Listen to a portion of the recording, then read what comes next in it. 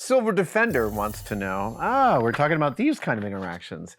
Have you ever had a weird encounter where someone thinks it may be you but isn't sure? It happens a lot. It's very much like that interaction where someone's not sure that it's me is frequently when I am driving between places. So when I pull into a gas station somewhere in Ashland, Oregon, that's when I'll be like buying my Haribo peaches and someone will be like, anyone tell you look like the guy from Mythbusters? I don't waste anyone's time. I say, yeah, it's me. That's me. Or, sorry.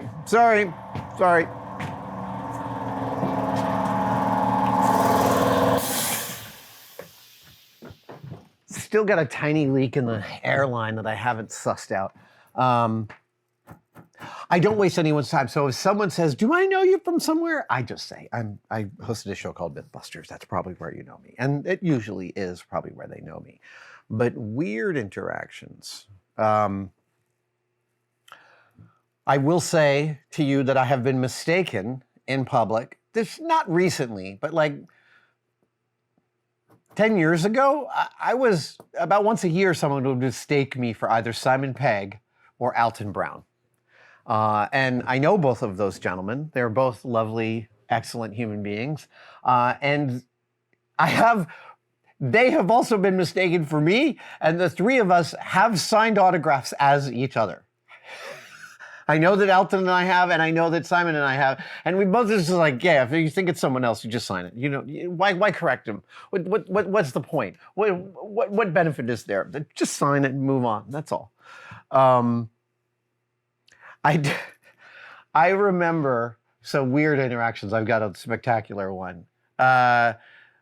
When I was first on the show, I was talking to another Discovery host about fans, and I was like trying to just wrap my head around what the world might be like if the show lasted for a while and I got famous and what that would be. And he said, you know, people come up to you on the street all the time. You might even be on the phone talking and they'll just come up and interrupt you. And I was like, really? They'll just come up and interrupt you while you're talking on the phone? He said, yeah. Now, in my experience, that is very rare. Exceedingly rare, but it has happened. And I said, what do you do? And he said, well, actually, I often, when they come over near me, I'll go, well, do you think grandma would want to be cremated? And the idea was that as soon as they saw him talking about it, they'd be like, oh, sorry. And they would like move on. So cut to about 5 years after that. No, not even 5 years after that.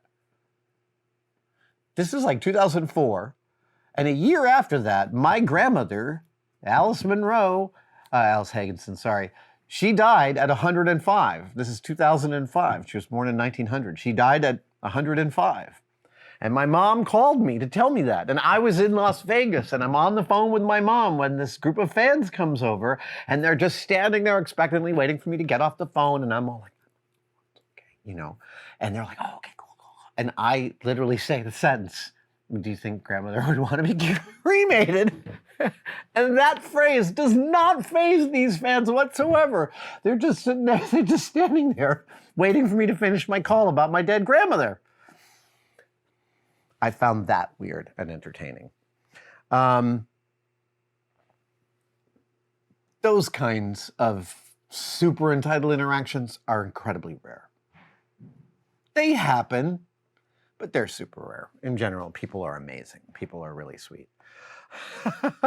SithO'Brick asks, I was watching older episodes of Mythbusters and caught the one with your old Mr. Whipple commercial. It got me wondering if there were any more of these types of gems hiding out there. Hey, to the person who complained last week about me drinking a Snapple, you just got to get used to that. I'm an organic being and I need lots of liquids. I was a young actor. At 15, I said to my dad I wanted to be an actor. My dad had friends who were actors. He had directed a bunch of commercials in the 60s, so he knew a lot of folks. And there was an actor named Charlie Kimbrough who was on Murphy Brown. This is all before most of your time. And Charlie was a good friend of my dad's, and Charlie got me an agent, Doris Mance at International Creative Management at ICM. And Doris got me an audition for a Mr. Wible commercial. It was the first audition I went for. And I'm like 15, and I'm standing in this dark room, and there's like people in the room, and there's like a light on me, and I can't see any of the people. And I hear some guy go, "He's cute, isn't he?" I just remember hearing that. And then like a week later, I showed up in New York for the shoot day, and it was like show up at 7:30 in the morning, and I worked until like 11:30 at night and made SAG rates. I think I made almost $1,000 for that day, which at 15 was amazing. And then I did a few other small commercials, none of which are of note. And then I also did a Billy Joel music video. Specifically, it's called "You're Only Human," or parens "Second Wind." And it was a Billy Joel greatest hits album. And of course, on a greatest hits album, you always want one new single. This was that new single. And I was the kid who drowned in a Billy Joel retelling of the movie It's a Wonderful Life. That is the other gem that's out there. This video, so Billy Joel played the San Francisco ballpark a few years ago, and because I have toured and I had a road crew, road crews all know each other. So my road crew knew Billy's road crew and got me backstage passes to his show at the ballpark, and it was phenomenal.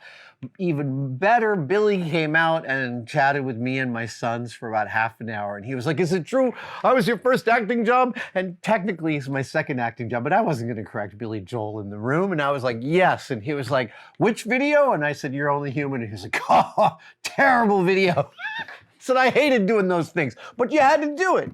I'm not getting Billy's New York accent quite correct. He's from Long Island, and I'm missing some of the diphthong there because it's been a long time since I lived in that part of the world. That video is so bad. When I was first dating my wife and I was showing her the video, we're halfway through a 3.5-minute video, and she's like, "Are you in any more of this? Because I'd love to stop watching now." That's how bad the video is. Oh, Jen's bath. You have 2 umlauts above the A's. I don't know exactly how that requires pronunciation, but Jen's bath says, "Any film you've seen lately that you really liked?" Yes, I saw Sinners last week, and I really, really loved it. It is super fun. I will not spoil anything about it. It was shot on film, and so if nothing else, it is surpassingly beautiful. Absolutely gorgeous. The whole cast is great. Michael B. Jordan has 2 roles in it. It's worth your time. It's a really fun, gory romp with a musical scene in the middle that might be one of my favorite musical scenes in, what do you call that? When the music of the film is in the film. There's an actual term for that. I know some of you are yelling it at the screen and I can't hear it. It'll come to me later. At any rate, there's a musical scene in the middle of the film that is worth seeing the film for. And the rest of it is still worth seeing the film for. Some great villains, some great heroes, and I loved how it turned out. Yeah, go watch that. It's really great. Sinners, Ryan Coogler's new movie. Oh, right, white glue. There it is.